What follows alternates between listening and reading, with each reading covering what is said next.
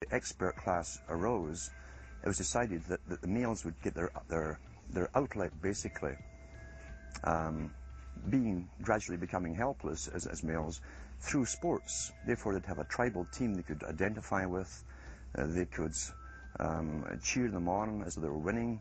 In their own personal lives, they were getting nowhere. They were getting disenfranchised, in a sense, as experts took over decision-making for them in all kinds of fields. So this was psychology at use, planned before they even implemented the sports. When radio came along, of course, they used that to the maximum.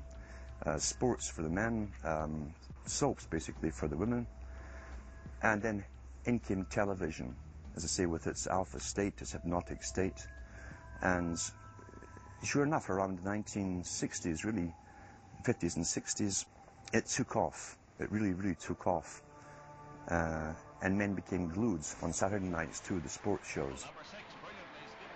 A culture industry, which is called by its own the culture industry. The Soviet Union had a department called the culture industry. Their actors and directors were called the cultural leaders, because they would, like a computer, people are like computers, all you have to do is keep giving them new updates every so often, and you can change an entire country or a nation or a block of nations who are all getting the same upgrades at the same time along certain paths. Today we call it political correctness. Most people want to belong to their peer group. They want to be the same as everyone else when it comes to opinions.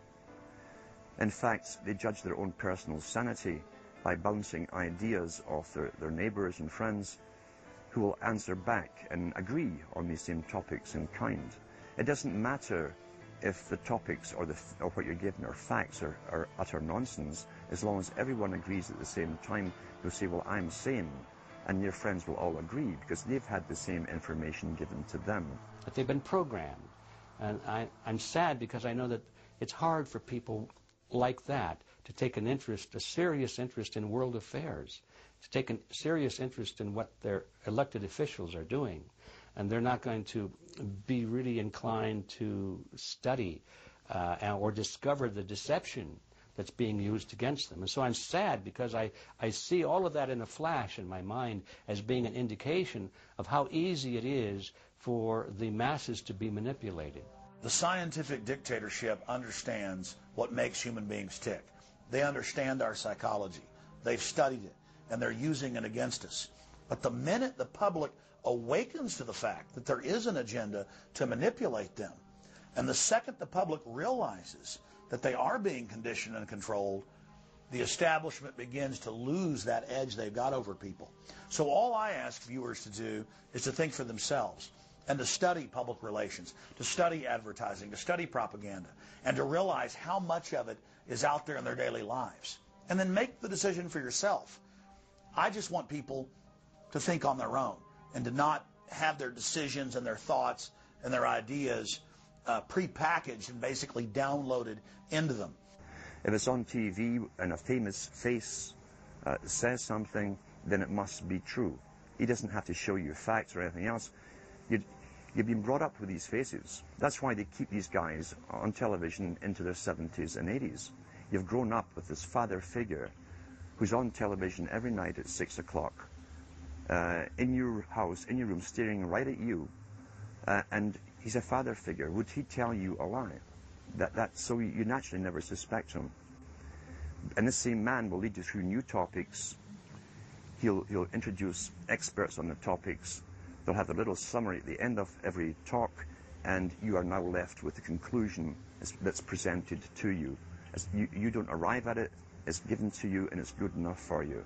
When I was growing up, people were talking on their front porches, neighbors were playing baseball, there were nightly barbecues. You don't see that anymore. We've lost our communities. You drive through neighborhoods, you see the blue glow of television sets. We're losing our humanity. So if you want to rebel against the globalists, the social engineers, start by turning the TV off a few hours a day and actually getting to know your neighbors, getting outside that comfort zone, expanding your horizons. By coming together as communities, By getting to know our neighbors, we defeat the social engineers. We're programmed today perfectly, just like machines.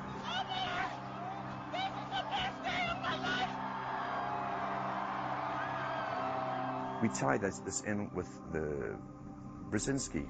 Brzezinski said in 2 Ages, now this guy was way up with the NSA.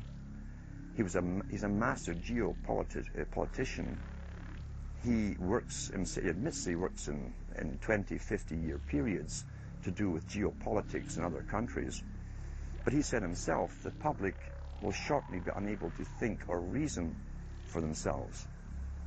It was meaning by the form of information that was given to them, the type, the formulas that were in use then in the 1970s. He says, eventually they'll be unable to think or reason for themselves. And eventually, he said, they will expect the media to do all their thinking and reasoning for them. Well, that's happened today. That's why people today can't think outside of the programming from television. Zbigniew Brzezinski, Obama's main foreign policy advisor, talks about how a cult of personality can be artificially manufactured to influence the masses. In the first months of my administration, to pull our economy... Oh, goodness. Sorry about that, guys. To pull our economy back from the brink, including the largest and most sweeping economic recovery plan in our nation's history. We're gullible, but we're also willingly gullible. We want a human being, a big daddy, to come along and make everything right for us. And as long as we believe that, we'll always basically get shafted. In addition to John, sorry, I just noticed that I jumped the gun here. Go ahead and move it up. I'd already introduced all you guys. It's the presidential reality show. When it became an Oprah production, it became slick. You don't have a president, you have an actor. They say that politics is show business for ugly people. You got it. What am I going to tell the president when I tell him his teleprompter is broken? What will he do then? It's Obama's role to front for the international banking syndicate and to take all the heat for their unpopular agenda. It's his job to convince the American people that the buck actually stops at the White House. In Brzezinski's book, Between Two Ages, is that eventually we shall put presidents in who will have personality cults. We shall create massive personality cults for these people through the same techniques as Hollywood has used. Obama is that man today. The globalists, who know that Obama is going to promote their plan, want to make him such a superhero that nobody will question what he's doing. They'll be so preoccupied with who he is, or where he is, or what he's saying, or what he's wearing, or something like that. The idea of making him into a celebrity is very valuable because that way people are less inclined to ask, what is he doing? So that's very useful to these people. Similar plans of social control have been continuously carried out by operatives of the Ford Foundation, who Obama has worked for over the last 30 years. Many of the strategies used to control populations were originally developed by Edward Bernays, who coined the phrase public relations. Bernays said that if you manufacture an authoritative figure who repeats the same messages over and over, that this will appeal to the masses' subconscious desires. Yes, we can. The unwashed masses will helplessly follow the leader and go along with any message they spout. Yes, we can. Yes, we can. We shall overcome. Yes, we can.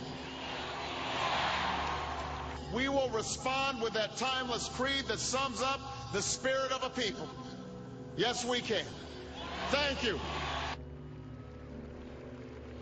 Today, these exact techniques are being used with devastating effect against the general population. Obama is the latest version of 21st century mass mind control. The psych warfare engineers are counting on Obama to finish the plan they